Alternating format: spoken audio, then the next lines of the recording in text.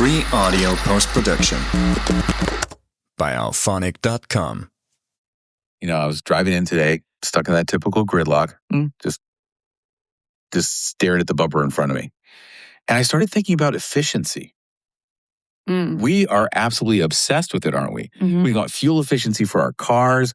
We obsess over battery life for our phones. Mm-hmm. We read all these articles on productivity hacks to get more done. It really is the modern condition. Yeah. Optimization is the name of the game. Exactly. But then, and maybe this is just where my brain goes when I'm bored in traffic, I realized there is this one machine. It's running 24/7, performing, something like 20,000 repetitions a day. Every single day. Every single day. And I have absolutely no idea if it's running efficiently or if it's, completely blowing a gasket. And you're talking about breathing. I am.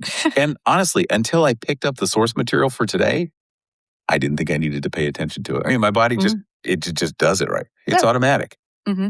Why would I micromanage a background process? And that is the trap almost everyone falls into. We assume automatic means optimal, but as we are going to find out today, those two things are very, very different. Just because your heart is beating and your lungs are inflating, that doesn't mean the system is working for you. It might be working against you. And that is the mission for today's deep dive. We're looking at longevity through physical activity, the 15-minute habit by Alexandra Kash. She's a certified personal trainer and a behavior change specialist. Yeah. And she is basically here to tell us that we're all breathing wrong. Well, maybe not all of us, but a statistically alarming number of us. And she makes a really compelling case that breathing isn't just some background app running on your phone. Yeah. It's a vital sign. It is a hard metric. She calls it a window. Right. A window into your metabolic balance. And a direct line to your nervous system. That's the key insight here. We usually think of, blood pressure or heart rate as the hard data points. You go to the doctor, they put the cuff on, they listen to your chest. Kash argues that your breath rate should be right up there on the dashboard. If you don't know your respiratory mechanics, you don't really know your health status. And the scary part is, she suggests that for a lot of us, our breathing is telling a story about chronic stress, inflammation, and accelerated aging. And we aren't even listening. It's the difference between thriving and just, barely surviving. And the craziest part is you can change that whole story pretty much instantly if you know how to read the data. So we aren't just going to talk about this conceptually. We want to actually get into the data. We're going to run a test on you, the listener, right now. This is the cornerstone of Kash's approach. She calls it the 1-minute ventilation test. Okay, but before we do this, I want to set the stakes because I think most people, and I include myself in this before I read this, have this idea that more breathing is better. Oh, absolutely. Like if I'm getting more air in, I must be super oxygenated, right? Yeah. More air equals more life. That is the single biggest misconception we have to dismantle today. Efficiency in the human body. It's not about volume. It's about utilization. Okay. Think about a car engine. Flooding it with gas doesn't make it go faster. No, it stalls it out. It stalls it out. The same thing applies to oxygen. You can literally drown in air if you aren't processing it correctly. So if I'm huffing and puffing while I'm just sitting at my desk, I'm essentially flooding the engine. Exactly. Yeah. You're working harder for a diminishing return. You are burning energy to get air that your body can't even use. All right, let's see how our engines are running. So for you listening, if you're driving or operating heavy machinery, obviously, keep your eyes open. But you can still track this. We're going to measure your baseline breathing rate. Here's the protocol. We just need you to count your breaths for exactly 60 seconds. And to be clear, 1 inhale plus 1 exhale. That equals 1 count. And here's the catch. And this is harder than it sounds. Don't try to change it. Yeah. As soon as you pay attention to your breath, you're going to want to slow it down to impress us. Don't do it. Be honest. If you're panting, you're panting. We need the raw data here. If you manipulate the test, you manipulate the diagnosis. Okay, I've got my timer ready. So get comfortable. Yeah. Just breathe normally. Don't fix your posture. Don't change a thing. And start counting. So while you're counting, let's talk about what this looks like in the wild. You can see this everywhere. Oh, yeah. Look around a coffee shop. You see people hunched over laptops. They look still, right? But if you watch their shoulders, they're hiking up to their ears every 3 or 4 seconds. That's that upper chest breather. Yeah. Subjectively, they tell you, I'm just answering emails, I'm fine. But physiologically, Yeah. Their body is reacting like it's in a boxing match. It's a total disconnect. The mind says chill, but the physiology says panic. And that disconnect is where all the wear and tear happens. Right. Your body is expending energy to manage a threat that doesn't actually exist. It's like idling your car with the RPMs in the red zone. You aren't going anywhere, but you're burning through the engine block. And Kish points out this respiratory rate. It correlates with everything. Heart rate variability, stress hormones, all of it. It's a lead domino. If the breath goes, the rest of the system just follows. You're halfway there. Keep counting. And notice where the breath is going too. Is it filling your belly?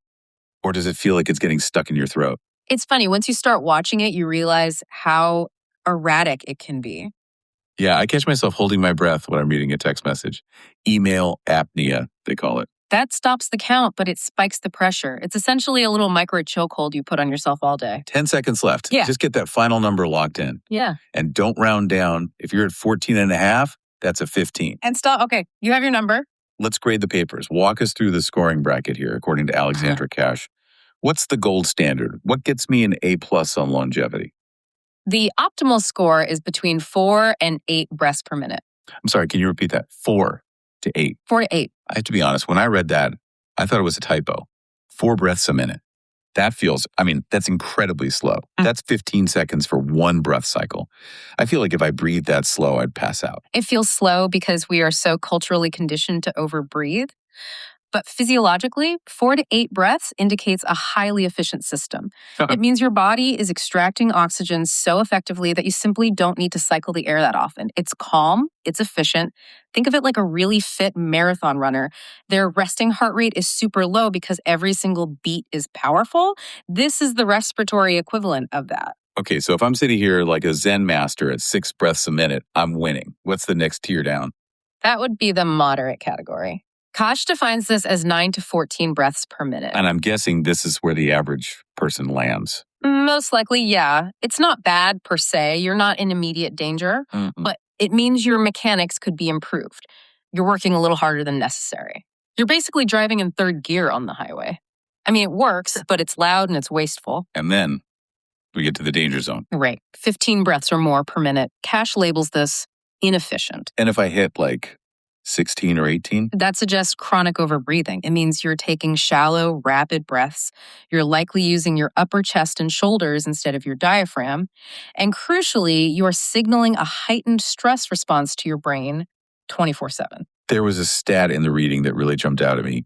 Kash notes that breathing rates consistently above 12, which honestly doesn't even sound that high. No, it doesn't. Are linked to some heavy-hitting chronic issues. Yes. Heart disease, diabetes, asthma, anxiety disorders. Now, we have to be careful with correlation versus causation here. Of course. We aren't saying breathing fast causes diabetes directly, but the link is undeniable. If your system is under so much load that you have to breathe 15, 16, 20 times a minute just to sit still, your system is strained, you are running on fumes. This is the part where I need you to explain the why, because this was the aha moment for me, but it's also really counterintuitive. If I scored a 16 on that test, I'm moving a lot of air. I'm ventilating like crazy. Why does Kash say I'm getting less oxygen? It sounds completely backwards, right? More air should equal more oxygen. That's the logical assumption. Right. If I eat more food, I get more calories. If I breathe more air, I should get more oxygen. The lungs don't work like a stomach. It comes down to 2 things: anatomy and chemistry. Let's start with anatomy. Okay. Picture your lungs. They aren't just big balloons that fill up evenly. They're conical. The top is narrow, the bottom is wide. A pyramid. Exactly, like a pyramid. And the alveoli, those are the tiny little sacs where oxygen actually transfers into your bloodstream. They are much, much denser at the bottom of the lungs. Gravity pulls blood down there, so that's where the real gas exchange needs to happen. So the high-value real estate is downstairs. Correct. When you breathe fast, that shallow stress breathing, you're usually only ventilating the trachea and the top third of the lungs. You're bringing air into the lobby, but you aren't sending it down to the factory floor where the work actually gets done. So I'm using muscular energy, I'm heaving my chest, but I'm missing the heavy absorption zone completely. You're doing the work, but not getting the paycheck. But then there's the chemistry. And this is where it gets really fascinating. This is the CO2 paradox. I love a good paradox. Okay, break this down, because I've always been taught CO2 is waste. It's the exhaust fumes. Get it out, get the good stuff in. That's the simplified view we all get in grade school. But in reality, CO2 is a currency. You need a specific balance of it in your blood to buy the oxygen for your tissues. It's called the Bohr effect. The Bohr effect. Okay, explain it like I'm 5, or maybe like I'm tired and overbreathing. Okay. Imagine your red blood cells are little delivery trucks carrying oxygen. They drive all around your body to your muscles and your brain. But here's the rule. The doors of the truck only open if there's enough CO2 present in the environment. So CO2 is the key that unlocks the truck. Bingo. If you breathe too fast, if you hyperventilate, you are blowing off way too much CO2. You're exhaling it all away. Your CO2 levels drop. And the trucks stay locked. The oxygen stays stuck to the hemoglobin in your blood. So you can measure your blood oxygen with one of those finger clips and it'll say 99%. Your blood is full of oxygen, but your brain is suffocating because the oxygen isn't got released. That is wild. You can literally be full of oxygen, but be starving for it at a cellular level because you breathe too much. That is the paradox. Overbreathing causes cellular hypoxia. It starves the tissues. And that would explain the symptoms Kash talks about, right? Mm-hmm. The brain fog, the fatigue, the dizziness. Exactly. Your brain uses 20% of your oxygen. If you clamp down that delivery system by overbreathing, the lights start to dim. You feel tired, you feel anxious, you can't focus. And this triggers a feedback loop. Because when the brain feels like it's suffocating, what does it do? It hits the panic button. The sympathetic nervous system, fight or flight. Right. The body senses a threat. It assumes we aren't getting oxygen, so we must be running from something. It dumps cortisol into your system. It spikes your heart rate. It shifts you into that emergency mode. And Kash uses that classic analogy. The body thinks it's running from a tiger. But in our world, there is no tiger. The tiger is a deadline or a traffic jam or a passive-aggressive Slack message. Or just the habit of breathing poorly. Exactly that. If you breathe like you are running from a tiger, your body creates the chemistry of running from a tiger. You are bathing your organs in stress hormones all day long. And this was a really interesting point for anyone who's into fitness or weight loss. Kash mentions this can explain why some people grind in the gym 5 days a week and just can't lose weight. It's a massive factor. If your cortisol is chronically high because you're hyperventilating, your body is in survival mode. Right. And survival mode means hoard energy. It means store fat. Your body isn't going to burn its emergency reserves when it thinks it's fighting for its life. So you could be doing everything else right. Diet, exercise, but your breath is just sabotaging the biochemical signal. You're sending mixed messages. The workout says get fit, but the breath says don't die. And guess which one wins? Don't die always wins. Always. Wow. Okay, that's a sobering reality check. So we've established that fast, shallow breathing is basically a disaster. Let's flip the script. Let's talk about the promised land, that 5 to 6 breaths per minute range. The sweet spot. Besides just unlocking the oxygen trucks, there's this detail in the book about internal massage. I have to admit that phrase caught me off guard. It sounds interesting. It sounds a little spa-like, doesn't it? But it's biomechanically accurate. We have to look at the diaphragm again. It's this big dome-shaped muscle that separates your chest from your abdomen. Right. To take a deep, optimal, slow breath, the diaphragm has to flatten out and push down. Down into the belly. That's why your belly expands. Correct. Now, just think about what is directly underneath the diaphragm. Your stomach, liver, all that stuff. Your stomach, your liver, your pancreas, your intestines. It's a packed house down there. So when the diaphragm pushes down, it's literally squishing them. It's rhythmic compression and decompression. Every single time you take a proper breath, you are physically massaging your internal organs. You're creating movement. And why does that matter? I mean, why do my intestines need a massage? Because the body relies on movement to move fluids, lymph fluid, blood flow, digestion. If you're a shallow chest breather, the diaphragm barely moves. It just stays tight and high, and your organs become stagnant. Stagnant is never a good word when it comes to health. Never. You want flow.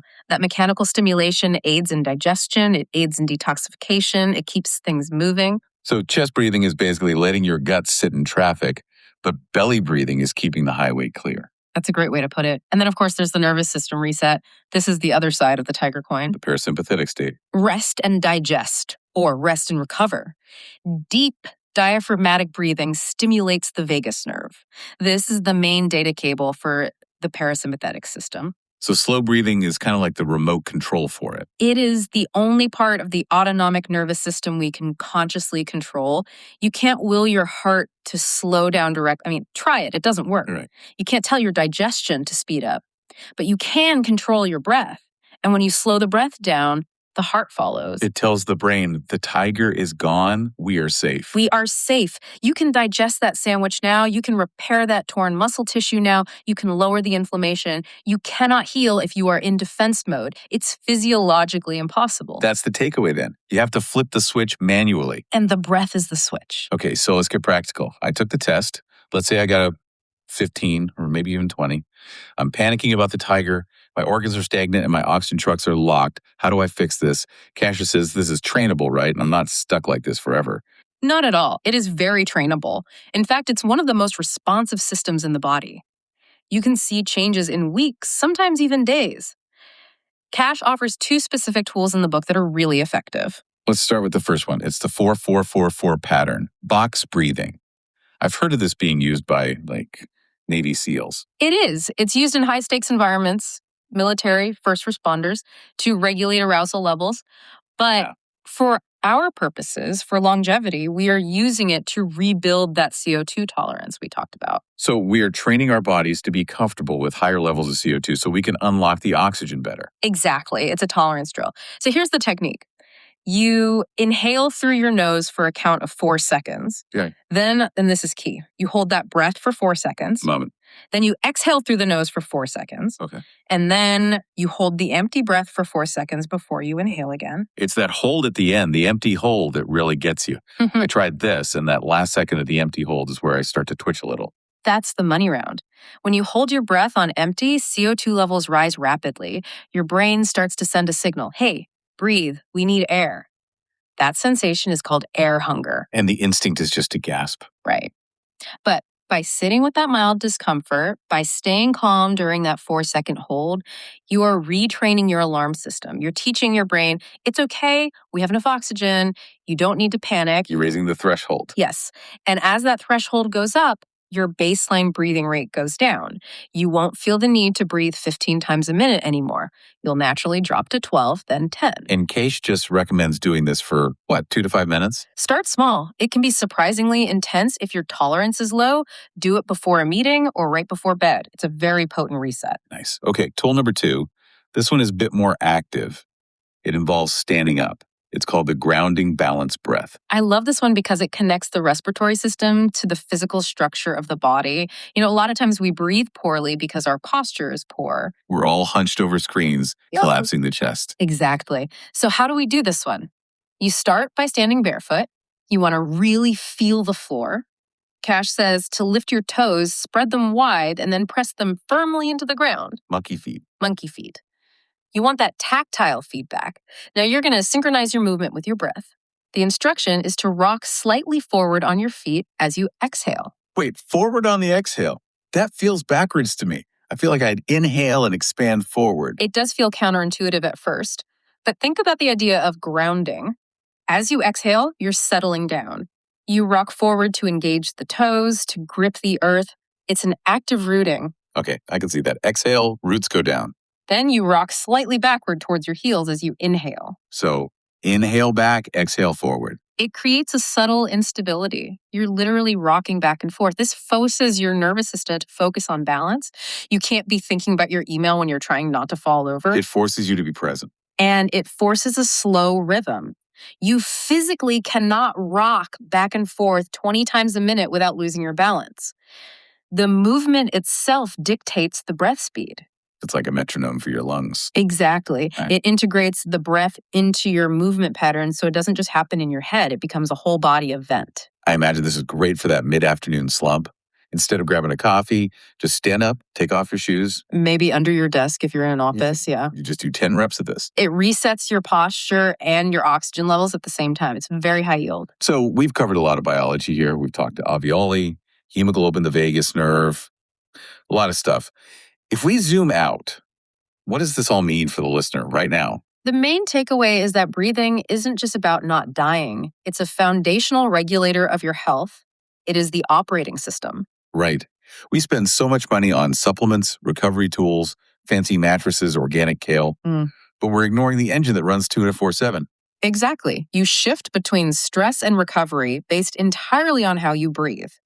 If you are stuck in that high frequency breathing, that 15 plus range, you are physiologically stuck in stress. Yeah. No amount of green juice is going to outperform a nervous system that thinks it's fighting a tiger. So here's your call to action. Catch yourself at a red light in a meeting while you're making dinner. Just check in. Where's the breath coming from? Is it high in the chest? Is it fast? Or is it low in the belly? Are you surviving or are you recovering? Do the 1-minute ventilation test. Know your number. And if it's high, don't panic. That'll just make you breathe faster. Just try the box breathing. Awareness is 90% of the solution here. Once you notice it, you can change it. I want to leave you all with a thought from the source material that really stuck with me. It's about energy economics. Oh, I like this part. Alexandra Kash basically poses the question. If you master your breath, you master your energy. So ask yourself, are you powering your day with high-octane efficiency, or are you leaking energy with every single shallow breath you take? It's a powerful question. Are you leaking energy? Check your leaks, people. Thanks for diving in with us. Breathe deep. See you next time. Free audio post-production by alphonic.com.